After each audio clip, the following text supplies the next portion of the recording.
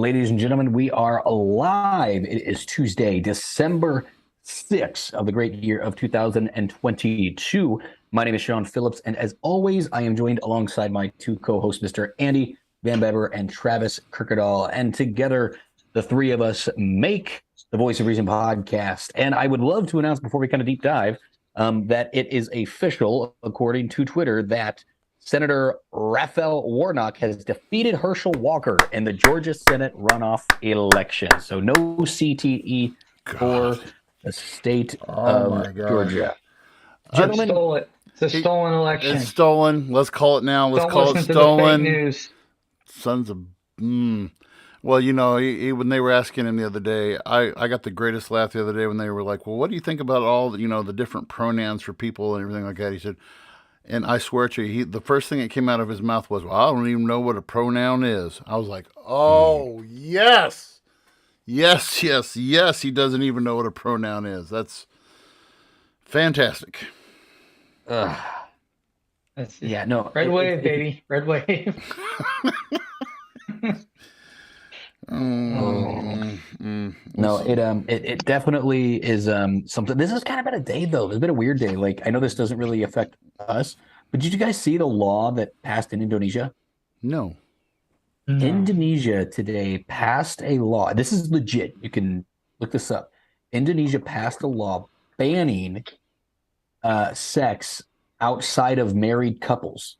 Okay, so and this includes vacationers. So like a big vacation destination in Indonesia is Bali.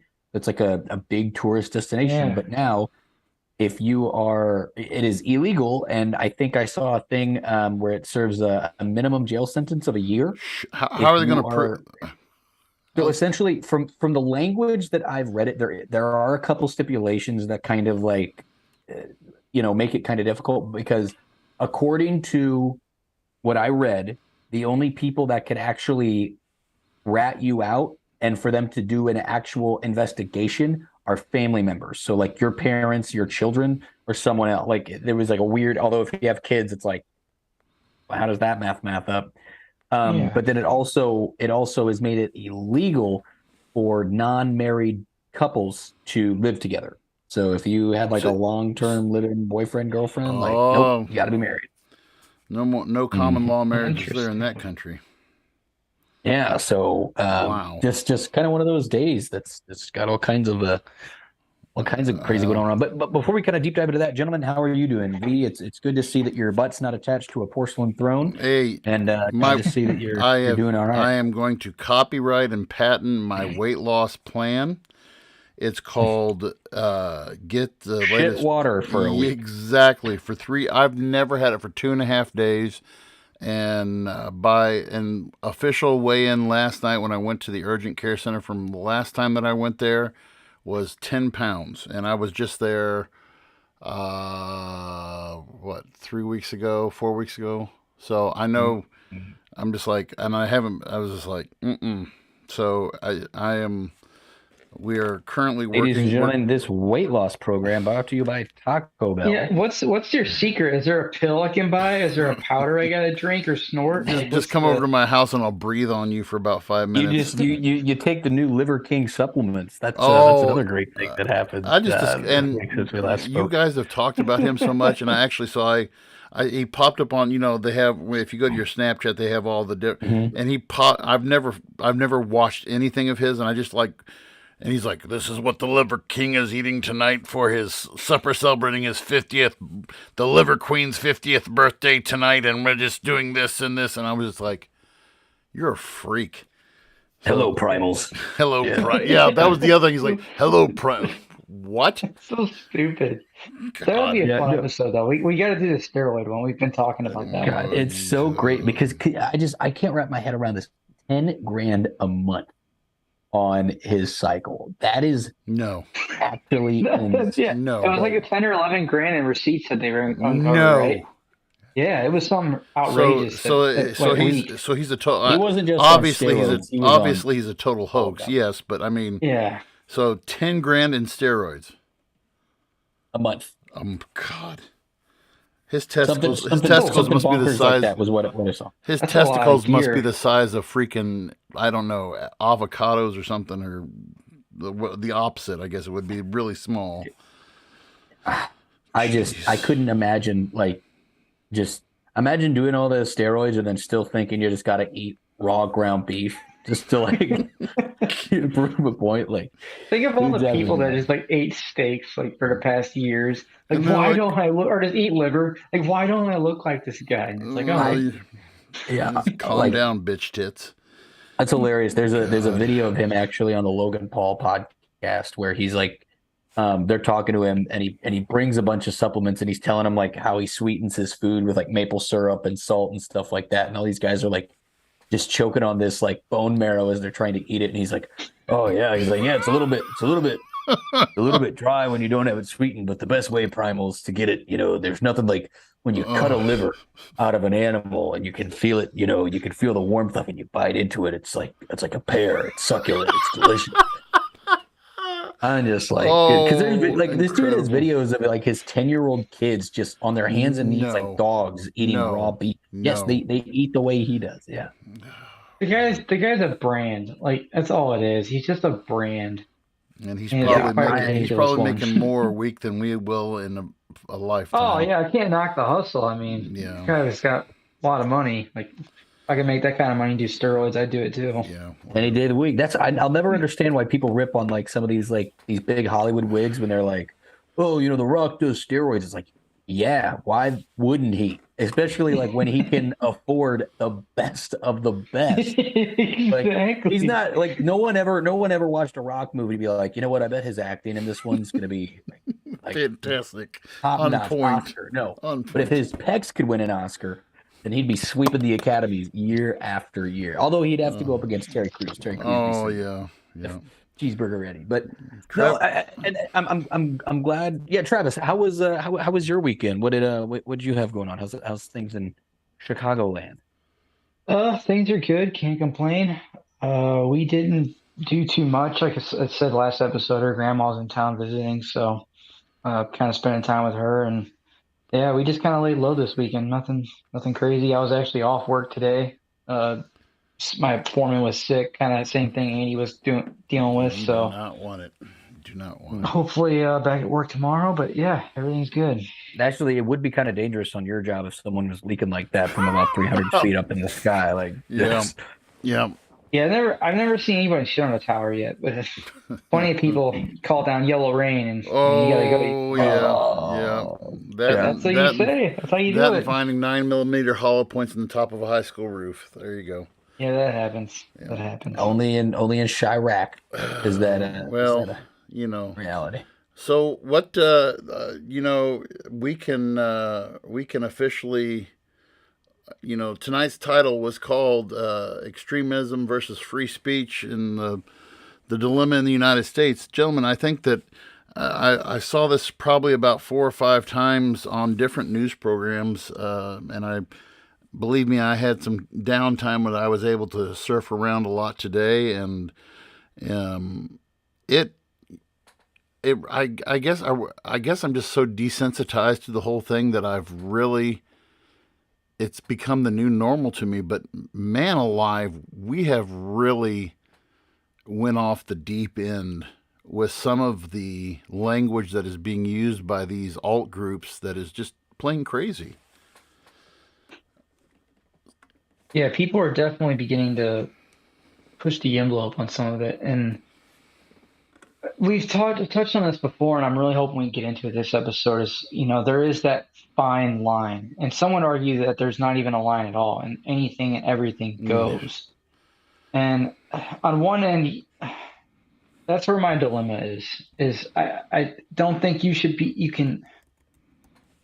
Obviously, there's things we can and can't say, and society deems what those things are, I think, and our morals and things like that. But you look at our constitutional right of free speech, it's saying something like Hitler, not all the things Hitler did was bad, Hitler did good things. Some of the comments that Kanye said on the Alex Jones interview. Yeah, we'll get to that, but go ahead. Okay, free speech. And you've touched on this before where you said my rights end where yours begin. Right. And that's some would say offensive language. But I don't know. I'm not agreeing with what Kanye said by any means. I think it's fucked up. But it's my only dilemma with this is where do you draw that line of what's offensive and what's not? And Well, let's. if it is offensive, is it free speech to say something bad about someone or something? Let's bring this. Let's go ahead and bring it. I'll play. So this was a. I can't cite my source, but somebody conveniently put together a nice little like a minute montage of what the highlights.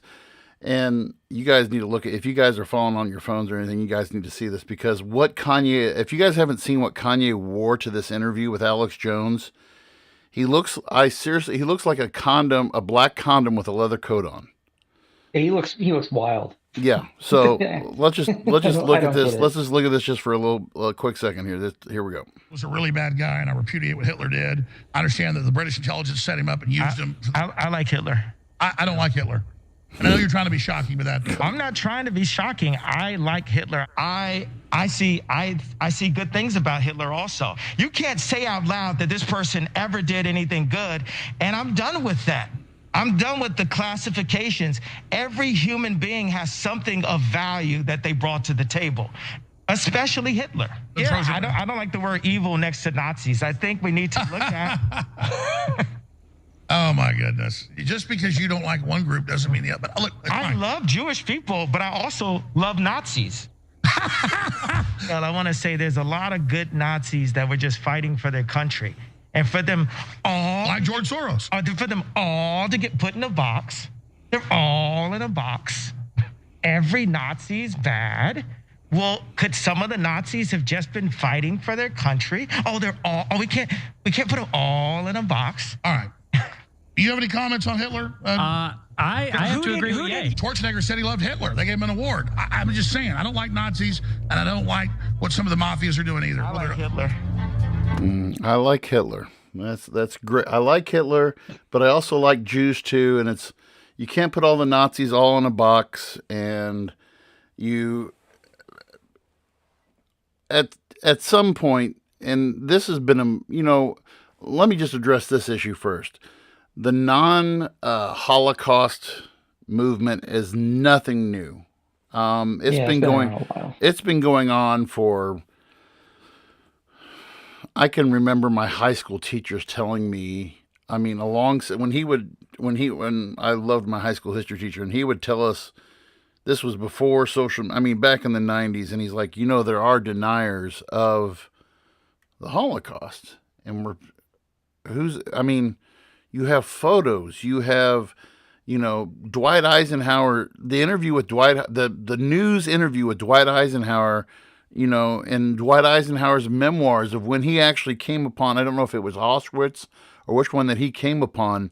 And there's a photo, the famous photo of him just like, totally just taken aghast by what he sees there. And then you have all of the Holocaust survivors who have the tattoos on their wrist. And and then I back when you guys were in high school, the president of Iran, which was the first public official that I knew of, Ahmadinejad, I can't forget that name, but he publicly said in a CBS 60 Minutes interview that it was just something to garner sympathy for the Jews. And so now, fast forward, now we have Kanye West. And I know we've talked about Kanye before, but so is this, and Travis, to kind of reiterate what you said earlier, is this free speech or is this something that is moving? I mean, because obviously there are people who are the guy who was with, I don't know, the guy, what was the name of that guy you said that was with Kanye when they visited Mar-a-Lago and they had dinner together? What was that guy's name? Do you remember? I know there was Milo Yiannopoulos, but then I think the other guy's name is Nick Fuentes. Nick Fuentes. So that was Nick Fuentes that was on that clip and when he was saying stuff like, well, I like Hitler, when Kanye and Nick Fuentes is over going, yeah. And so, I mean, where is the line? Where do you draw this line? Let's start with this even first. then, I'm still confused with his motive. Like, what is even I've seen the Lex Friedman interview. I've seen this interview obviously with Alex Jones, and I've seen interviews with him before. But like, what is he trying to gain from saying these things? Is he just trying to prove a point? And if so, what is that point that he's trying to prove? It just none of it makes sense to me. Like why he's coming out and saying this stuff. Let me ask you this: what did you think of Alex Jones? I've never seen this guy look uncomfortable. The only other time I've seen him look uncomfortable was when at that trial, when the victim's parents were confronting him. That was the only time I've ever seen that guy uncomfortable. And then when Kanye, I mean, you could watch Alex Jones's body language, and when he's like, I know you're doing this for shock value. He's like, no, I'm not. I'm not doing it for shock value. Then what are you doing it for? I'm with you, Travis. What's his end game here? Because obviously he's went from a billionaire to. Well, he also said he wanted to run for president again.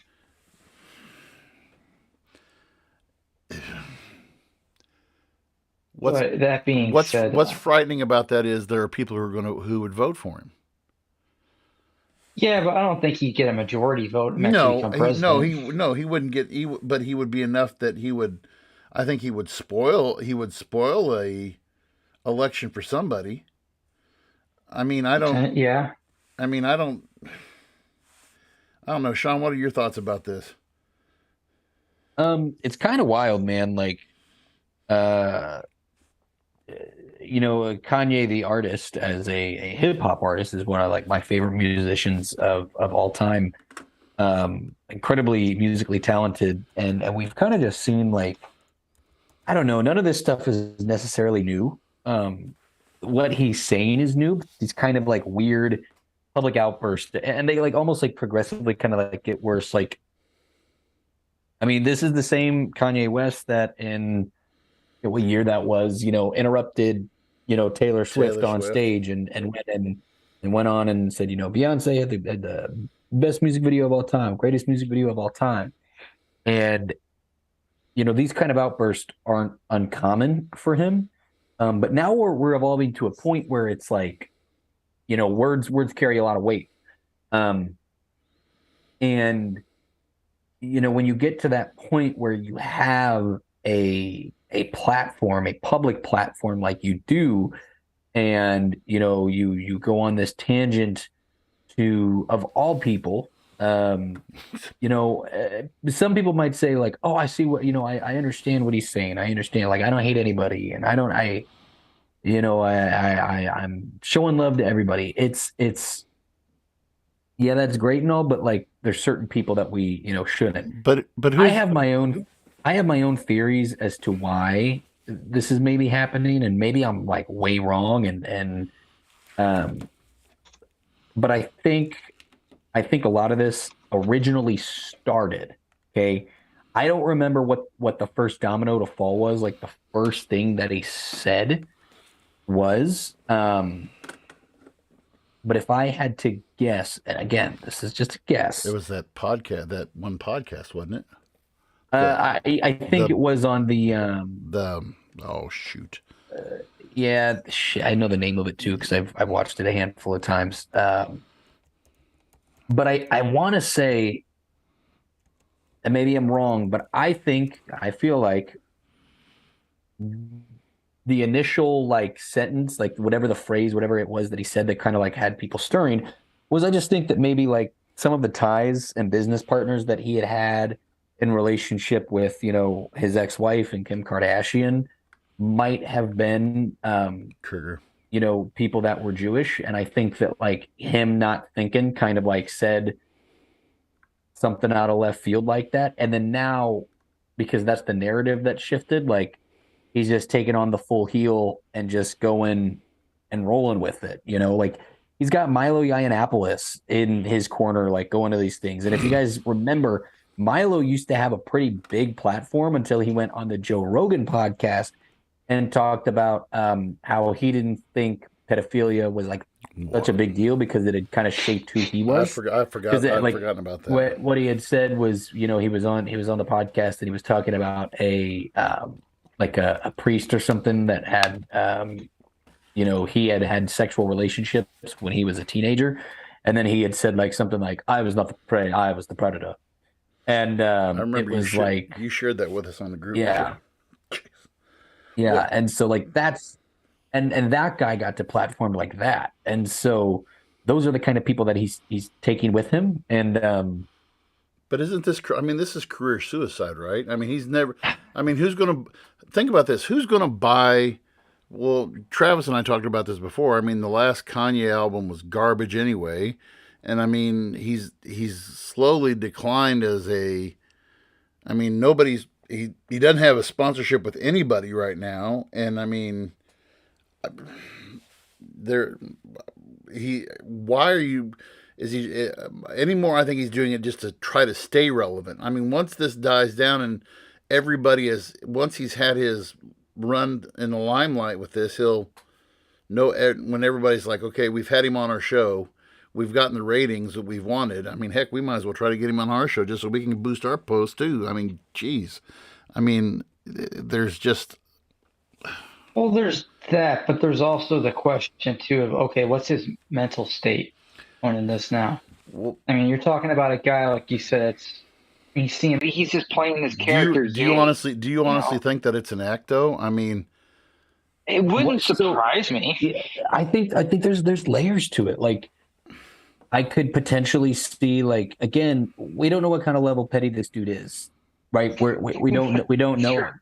But if you think about it, like, look at what he kind of did whenever, like, his ex-wife, when Kim Kardashian was publicly dating like Pete Davidson, and he was like, and he was making posts calling him Skeet, and Pete was just quiet, like, dude, whatever. But like, I wouldn't be surprised if in his head maybe he thinks that like him doing this can kind of like tarnish her brand or something. I don't really know what level of I don't know what goes through the guy's head. But in the same token, like, he'll be he'll be safe. He always has his catalog. He'll always have. He's got enough money. Once he spends it all. Well, but it's just like you're right though. As far as like partnerships, like his partnership with Gap, his partnership with if he want, I mean, the only one that might take him on now is Balenciaga, because I don't know what's worse, child predators or Nazis. It's kind of a toss up. Well, and so you mentioned the mental health aspect, and you guys didn't. We froze up there just for a second, so sorry if the hiccup there. But this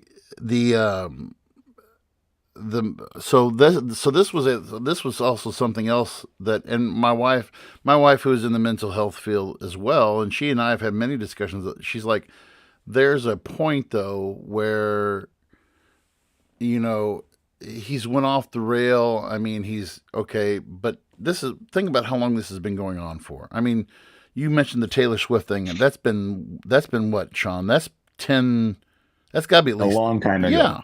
And so there's no,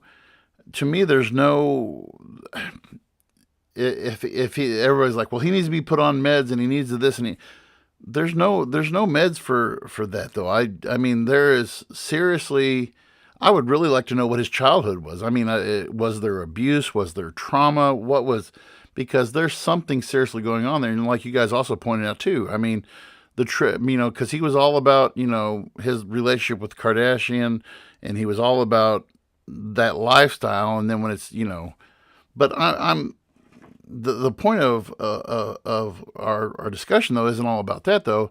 Let's get into the next step of this though. So you have your Kanye West, and then we want to bring up also this week was the Oath Keepers Stuart Rhodes, the leader of the Florida chapter of the Oath Keepers, was found guilty on I think that was Friday, something along that line. But I have the graphic here. The graphic that is up. It said Stuart Rhodes was found guilty of seditious conspiracy, obstruction. Obstruction of an official proceeding, and tampering with documents or proceedings. There were also 4 other high-level Oath Keepers that were put on trial. They were all found guilty of something, but Stuart Rhodes, if you guys have seen him before, he's the guy with the one eye patch and everything else like that. Mm. And again, the discussion that came up when we were talking about, when I was, again, I did, I've been doing, of course, I've watched a lot about the inside. There's been a couple documentaries that have been pieced together by all of these different, the one I watched was on HBO. It was called 190 minutes or whatever it was between the time, and it really good documentary. And I mean, it was made up of Republicans and then it was these people who were former Oath Keepers, and then there was all these other people, and how just the mindset of the Oath Keepers were that they believed themselves to be patriots, that they were patriots, that they were, that they were doing something that was, that was good for the country. And my brother was sharing with me last week. So this is something, so this was for a guy that was a friend of ours, and I can't mention names, but it was a friend of my brother's growing up. Well, his son was part of that group that stormed. He was actually in the Capitol. And he was upon being arrested, his wife, his kids left him, and then he just, he went downhill from there. And you look at how these people, in the name of quote unquote freedom of speech, how it affected their lives, how it affected the people at the Capitol. We've had this discussion before. Do these people have the right to say, yes, we believe the election was stolen? But at what point do you have, again, where's the line at there? For that instance, I'd say once it becomes a call to violence and action, especially if you're talking about a false claim. Well, and so that was let me just put this up here too. So this week's poll question was, and thank you for everybody. I didn't even see how many we had. We had quite a few voters, 20 voters this week. And I just posted this this morning. I actually posted this afternoon. And it went up quick. It says, how do you feel extreme speech should be addressed in the country? So what we ended up having was first option was it's free speech. They should be allowed to speak. There was 15% of the voters who said that, agreed with that one.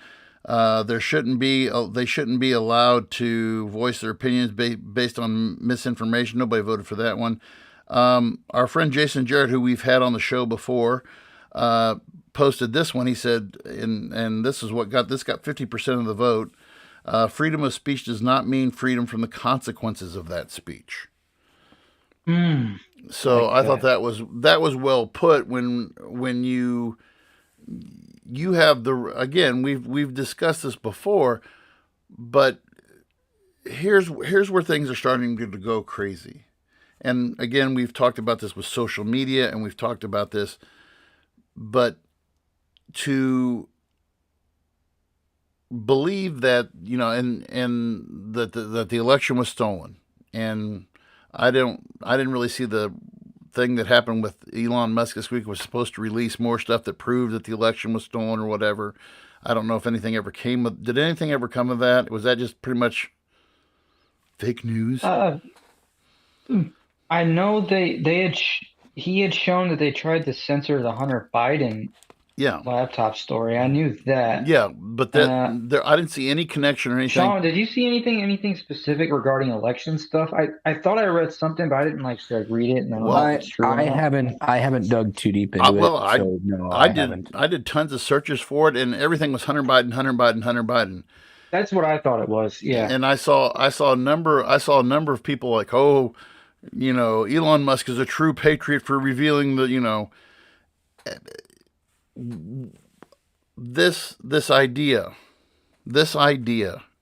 that has been disproven over and over and over and over and over and over and over. And I'm making a point here that you cannot continue on with this. It's been, for goodness sakes, we're going on, next year will be 3 years. And people are still holding on to this. I mean, And we can go ahead and bring into this what Trump said earlier. So this was Trump from Trump's little website, or his little whatever the thing is that he has. He says, "So with the revelation," and I'm assuming, and this was in reaction to the whole Elon Musk thing. He says, "So with the revelation of massive and widespread fraud and deception, all caps, and working closely with the big tech companies, the DNC and the Democratic Party, do you throw the presidential election results of 2020 out and declare the rightful winner," again, all caps, "or do you have a new election," all caps? "A massive fraud of this type and magnitude allows for the termination of all rules, regulation, and articles, even those found in the Constitution. Our great quote-unquote founders did not want and would not condone false and fraudulent elections."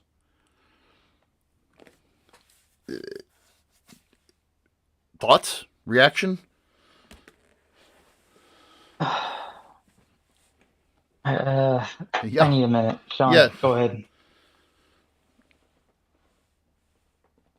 Give me the last part of that, Veeks. I just want to make sure I heard He said, should a massive fraud of this type and magnitude allows the termination of all rules, regulations, and articles, even those found in the Constitution.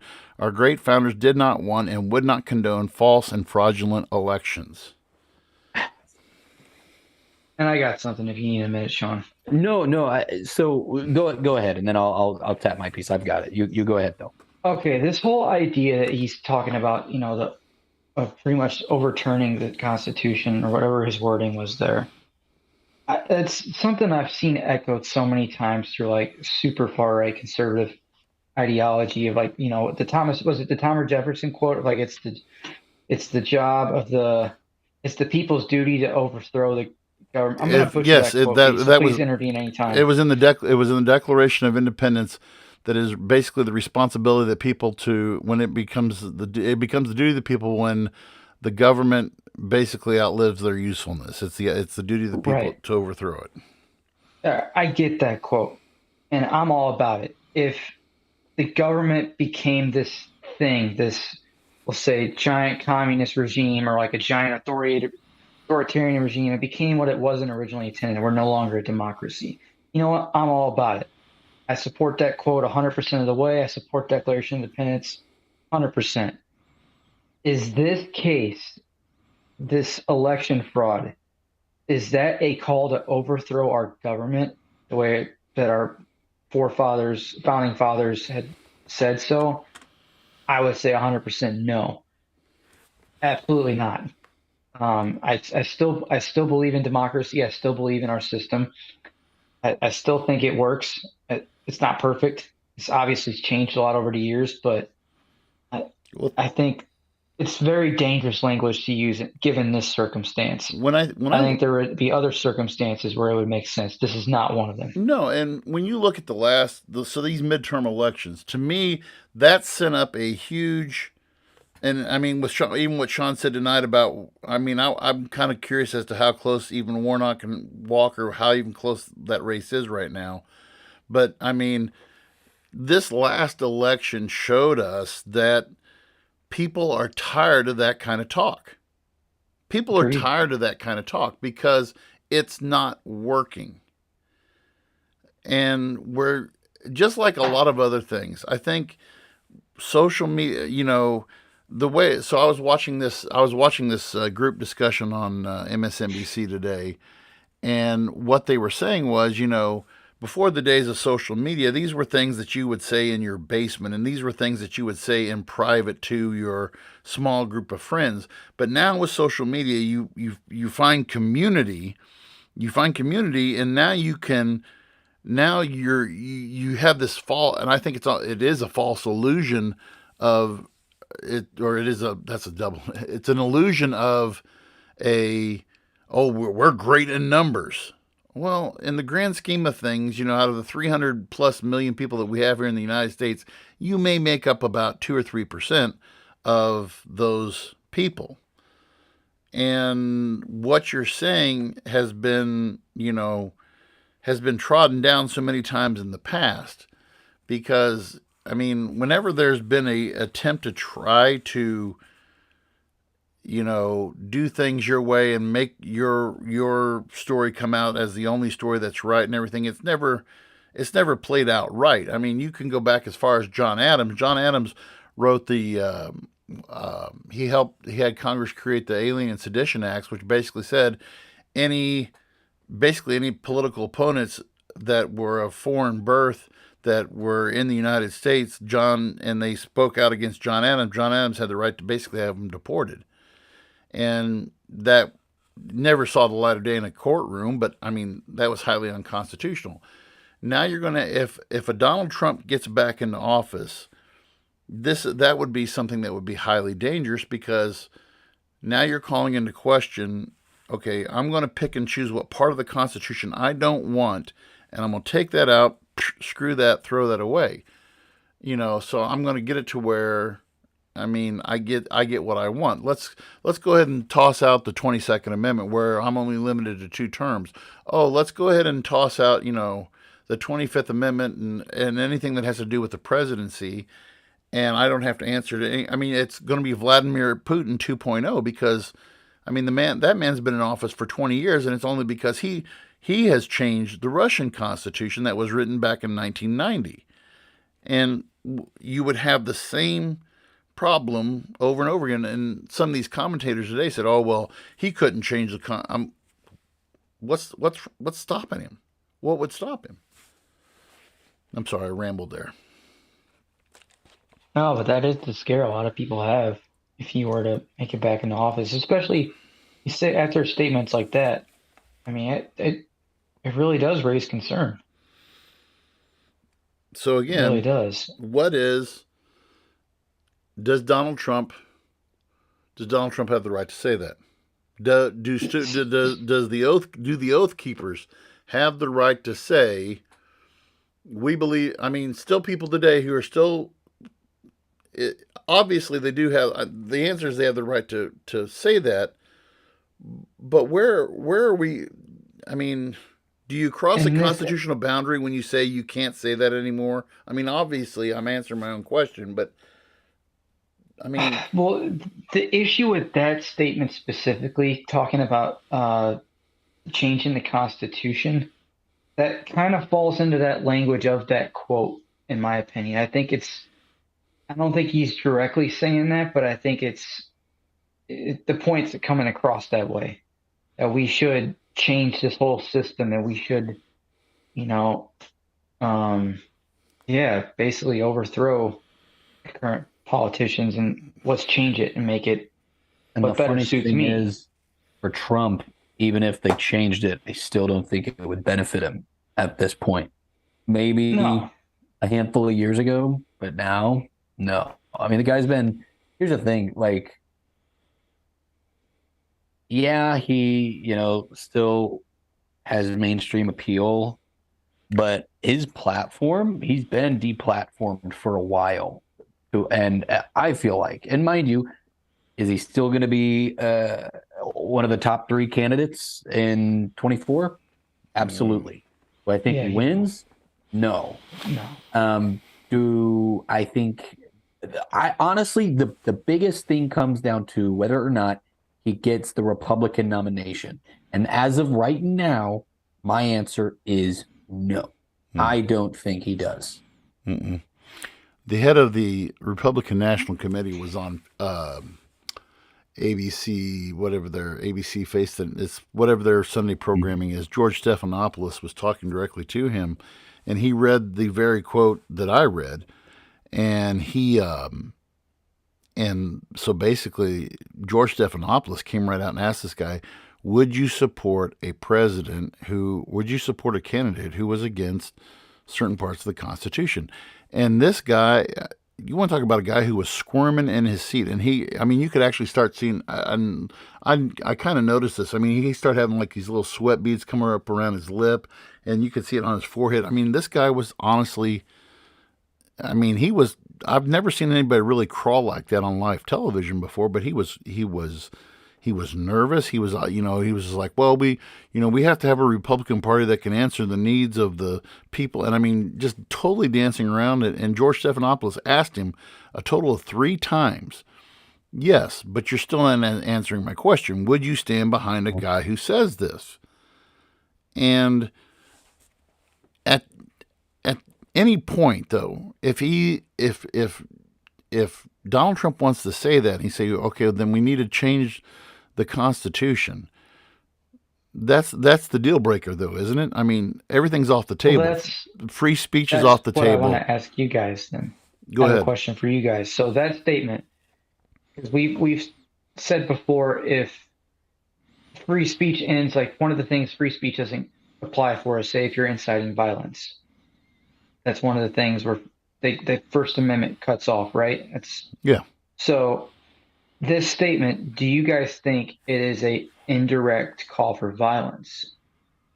That's where I'm having trouble, because I could see it based off of that from the Declaration of Independence, and then now what he's saying. Go ahead, Sean. No, I mean, Travis was able to kind of circle back. There's a chance. I mean, I think some people would take it that way. Yeah, I mean, we saw, how he kind of reacted when January 6th, and it could even be like he saw what happened January 6th during the insurrection, and maybe in his head is like thinks that he could stir that pot enough to get these people to kind of, like Travis said, have the people to overthrow the government. Here's the thing. I hear it all the time. I hear both sides say, oh, we should change this. We should change this. This needs to change. This part of the Constitution needs to change. It's the be and end all. So for him to say like, we need to tear it up and throw it out. No, I don't think there's anything inherently wrong with him saying that. It's funny because it goes against a lot of the principles that he ran on previously. Is this we abide by the Constitution and all of that stuff. That's like the polar opposite of the elephants. Is that's like what they kind of stick with is the Constitution and the importance of it. You mean a politician contradicted everything they said? No, never. No, say it isn't so. Say it isn't so. One of the so go ahead. With that said, it's just, no, I don't think it was inherently like a call to violence. In the same token, Trump's the kind of guy that same thing with, January 6th is like, if he saw that, if he saw the, kitchen was getting hot, then he'd at least get a pan out and see what he could start cooking up. Well, and so one of and again, I bring up my buddy Jason Jarrett. And I'm trying to find the quote. He quoted a memory that he had that was on his page, and it basically was that he did and so this was a study that was done 3 years ago. He says, according to the most recent results of the Program for International Student Assessment, only 13.5% of American 15-year-olds are able to proficiently distinguish between fact and opinion when reading it. So when somebody like a Donald Trump makes a statement like, we're going to toss out the Constitution, or there's going to be kids who are going to buy into that. They're going to be, because this next generation, and I've said this many times, and not just as an educator, but this upcoming generation does not, and I'm not saying this as a cut down, but they lack common sense. And so to answer your question, Travis, when kids hear stuff, and the young, not necessarily kids, the generation that's right underneath you guys, the early 20-somethings, okay? So when they hear this, to them, they're like, yeah, the Constitution is nothing but a load of crap. They're not honoring the Constitution anyway. They're not honoring, because to them, free speech means blank check. I can say whatever I want to. And I mean, you see video after video after video on TikTok, on all these, of kids getting up in teachers' faces and openly challenging them without any consequences. You see people, well, my right to carry, I'm going to carry my gun wherever I want to. And they're not abiding by the Constitution anyway. So, yeah, I do think there's going to be some people who will look at that, Travis, as an open call to violence, or an open call just to, well, they're not following it anyway, so let's just throw it out and do something totally new anyway. And that's dangerous territory, because I agree. Our founding fathers were a group. Benjamin Franklin said that it was almost like a gathering of demagogues. It was this political gathering. You'll never have a political gathering like that ever again, where you had the brightest and most brilliant minds in the room that could possibly be in the room or in the room. People who were from all walks of life, people who were educated and knew who John Locke and Baron de Montesquieu and Thomas Hobbes and all of these political thinkers, what they actually said and what it actually meant when it came to separation of powers, where it came to checks and balances, where it came to, what freedoms, people like Colonel George Mason, who wouldn't even sign the Constitution because it didn't have a Bill of Rights in it, and stood by that until, I'll support the Constitution once you put a Bill of Rights in there. And guys who knew what they were doing. We don't have that kind of, I hate to say it, but I really can't say I can think of right off the top of my head someone who would consider to be a wise politician. Yeah, was John Adams an a-hole? Of course he was. Was Thomas Jefferson, two-timing and sleeping with a slave girl and doing all? Yes, of course he was. And was Ben Franklin a player? Yes, he was. But these guys, when it came down to the actual, they wrote a document that was going to stand the test of time and was going to meet, and they left it bare bones on purpose for the courts to interpret, for the law to give it the flesh that it needed. And now you're going to have a guy who comes along because he didn't get the results that he wanted, and he's making these, I'm sorry, but I'm going to call it what it is, inflammatory statements that, talk about knowing your audience, like we said with Kanye. Donald Trump is trying to use his same formula that he used in 2016, and that is, if I can do better for myself if I can divide the room and take the half that sides with me. And that's where it's dangerous. Yeah, I agree. But it'd be interesting. It's going to be interesting to see what his future looks like in the political space. Well, and the charges that are coming up. Well, and I just saw a thing too that apparently Trump Incorporated Yep. Was found guilty on all accounts for tax fraud by a New York judge. Yeah. Mm-hmm. So again, but at the same token, like, we keep seeing this kind of stuff. Like, I feel like this is like the one of many things that he's been found guilty for, and yet here we are. So when it's going to be, when is there actual accountability? It's going to be, I'll tell you this much, it's going to be ammunition for him, because he will say, and again, his freedom of speech, where, what he will say is, well, they're using this against me because they don't want me to run. Oh, it's the Democrats. Oh, it's the this. Oh, it's the that. When in all actuality, it's huge. What they're doing to me, it's huge. Kill dog. Bill. What they want to keep me from running. They need to look at Hillary, crooked Hillary. It's going to be, except this time it's going to be Sleepy Joe. And I'm telling you what, I've already said this once and I'll say it again. Just be ready. If it's a J.B. Pritzker versus Donald Trump show, you're in for the wildest ride of your life, gentlemen. Okay, so let's get it here. Let's see. Who do you think for the donkeys? Who do we have as the top three running or getting the nomination in 24? Who are your top three? Well, JB, Kamala, or and this is going to sound weird, but I think Pete Buttigieg, or whatever his Buttigieg, whatever. To me, he still seems. I mean, the whole gay thing worked against him, but when you listen to what the guy says, I mean, he's one of the sound Democrats that I've heard from. And then who was the Asian American? Hold on. I can't think of his. I know exactly who you're talking about. Michael. I can't think. But those would be my top guys. Are you talking about the guy that was like? Are you talking about Yang? Yes. Andrew Yang. Yes, Andrew Yang. Andrew Yang, and Andrew Yang is, he's the closest thing to a moderate Democrat that I've seen in a long time. And he's almost, he leans more libertarian than he's actually talked about, hey, let's just do away with parties altogether, and let's just, that's the kind of language I like. That's refreshing language to me. But sure. I would say JB, Pete, or who else would I say?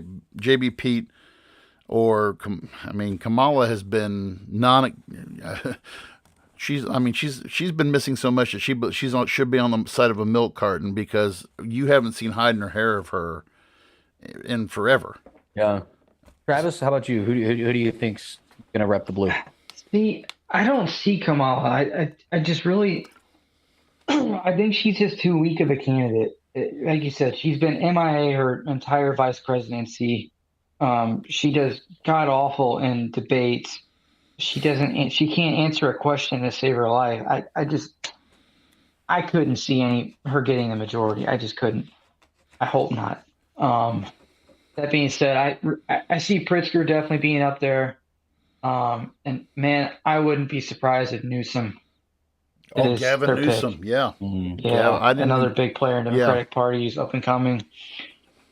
Those are I don't know about a third. I think those two are the big runners that I see. Sean, what do you think, Sean?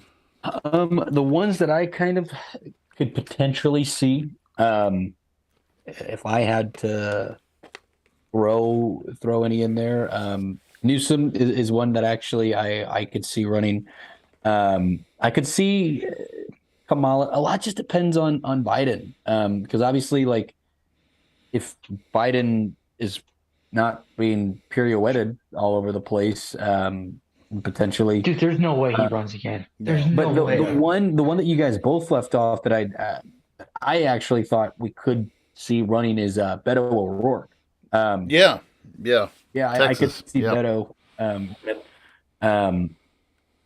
potentially, just because he didn't land the governor gig. So he's a name that's big enough. But then also, okay, so there's the blue. How about red? Who do you guys see? Well, who do we see over there? I already know two that you guys are going to say. I'd just like to see who your third might be. Go ahead, Travis. I know two of them for sure. I know Republicans are already pretty set on DeSantis. It kind of seems like he's the big next guy. Man, I don't know who else Republicans go for. To be honest with you, I don't know. There's one sleeper one that I could see actually maybe getting a decent push. I don't see Ted Cruz. I don't see Ted Cruz getting it. No. I think he ruined his chances with, back in Trump and the whole thing that happened when he was caught going to that really screwed him. Yeah, during COVID. Yeah. I don't see Crenshaw. I don't. Really? I don't think.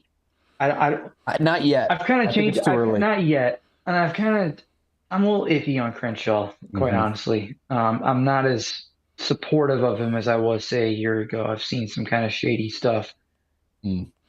But go ahead. I don't think he's there yet. I really think Republicans are going to go with DeSantis unless something big comes out and just screws that up. Well, so my list, I actually have a bigger list of Republicans than I do Democrats.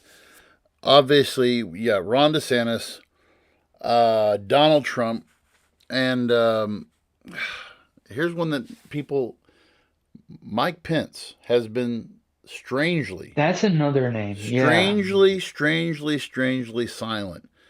And he could play this off. I mean, if Mike Pence he could be the scapegoat, or he could be the goat, because if he comes, he could come out and say, "Look, I stood for democracy." He could run just on that. I stood for democracy, I would love to see Mike Pence and Donald Trump on the same stage debating and I would like to see Pence rip him a new one. I've said this. You guys know my voting history in the past. Had it been Mike Pence in 2020, or even I would have voted for Mike Pence, and I would have had no problem voting for Mike Pence. But the other one though that everybody's sleeping on, I think, is Glenn Youngkin. I don't know if you guys are the governor from Virginia. This guy has been making I mean, he makes trips all over the United States, and he's like, well, this is what works in Virginia, and blah blah blah. But and he's another one that's kind of flown under the radar. And and what's his name? Glenn Youngkin. He's the governor. He's the newly elected governor of Virginia. Want a Blumpkin? Vote for Youngkin. Not a Blumpkin. God. God. Oh, there we go. I knew we couldn't go a show without something sexually inappropriate. So one I'm in on DeSantis. Trump, I also think, but Trump could be, third party, kind of like that's where I kind of almost had Andrew Yang, and like Liz Cheney, on that Liz Cheney's another one, yeah. But one that I kind of have thought about, because I've actually heard like a lot of people kind of talk about her, but also again it's kind of muffled, it's kind of quiet. Tulsi Gabbard, yeah, is one that I think I don't necessarily think she could get that nomination, but I think would actually like be able to play the long game a bit better. Well, I think she said she's not a Republican. She hasn't turned Republican, right? So I remember on the Rogan podcast, she had mentioned that she would run third party, but the problem is the system's not in place for her to run third party, because which is why I think she's a Republican. Some shady voting laws that go into third party and makes it really difficult for them to make it. Well, since you're talking females, I'll give you one that is another one. Now, you guys may not, our former ambassador to the UN, Nikki Haley. Nikki Haley was, she resigned. I'm trying to think how far into Trump's presidency she resigned because she could not work for the guy. And she was one of those that actually wasn't asked to step down. She stepped down on her own just for the fact that Trump's foreign policy was so far off the radar. And I mean, I think that was like third to a halfway between, and she's kind of, she's made speeches. I hate to say this, she was on Herschel Walker's. She did appear on Herschel Walker's campaign because she's either from Georgia or Alabama. I can't remember where she's at from down there, but still she's a part of this let's separate from Trump group. And so, I mean, she's another one. There's a lot of good Republican, a lot of good, Rick Scott, Rick Perry. I think you're going to see, I wouldn't be surprised to see another 10 people debate on a stage again. God forbid that we see that like we saw in 2016, but it could happen. But I think one of the things that I want to, before we turn it off for tonight, I want to, I emphasize this, that, we are, and Sean has said this many times, we're three guys who sit in our, we sit in our spaces and we discuss this stuff every week, and sometimes we repeat ourselves, but this is a message that I think bears repeating, is the importance of what democracy is. And, I want to challenge people on both the right and the left, and maybe this is maybe part of my own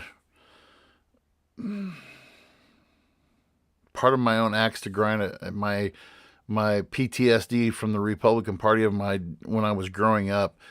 But really, guys, my right-wing friends, and you are my friends, and I respect your opinion, I respect your, if you want to support Donald Trump, that's you. But again, think about all the things that you, as people who stand for and believe in what the Constitution is about, people who stand for and believe what democracy is about. You need to really, if you're going to stand behind a Donald Trump, really, this is a decision that I would really, especially after making the statement he made last weekend, really start thinking about. Let's let's go from this thing. Well, he says the things that everybody else is afraid to say, and he's saying stupid things. Let's just call it what it is. I may be disrespectful on your opinion of Donald Trump, but let's call it what it is. Those of you who Kanye West, he's speaking the truth. No, he's an idiot. The Oath Keepers, they're patriots. No, they're domestic terrorists. And let's start looking at what free speech is. Let's start looking at what reality really is when it comes to speech and rights and these things. And one last note before we end this show. I know we say it all the time, but if you have a differing view of us, or maybe you think everything we said is BS, please message us, come on the show. We would love to have you. We're not going to bash you. We want an open discussion, a respectful discussion, and let's talk about this. That's the big push of this podcast. Our opinions are irrelevant. Mm-hmm. We're trying to promote open discussion and respect each other's views. So please, if you challenge us, come on. We would love we would love to have Trump people on. We haven't had a really unique point of view guest in a while, so it'd be cool to have. It has been a while. So yeah, no, and Travis really kind of hit the nail on the head. Like we're not here to sit here and debate with you. We're quite literally just here to listen. And so, like, as long as you're not, gonna go up on the chat, say some crazy stuff. Let's talk about it. I didn't look at the chat tonight. We would love to have everybody. And again, to our listeners, we owe you a bunch. Be a friend, tell a friend. As it continues to grow, we're really excited. 2023 is shaping to be a pretty unique year for us. Getting ready for year number 3 of the podcast. Exactly. And so, again, this is one of the highlights of my week, especially now.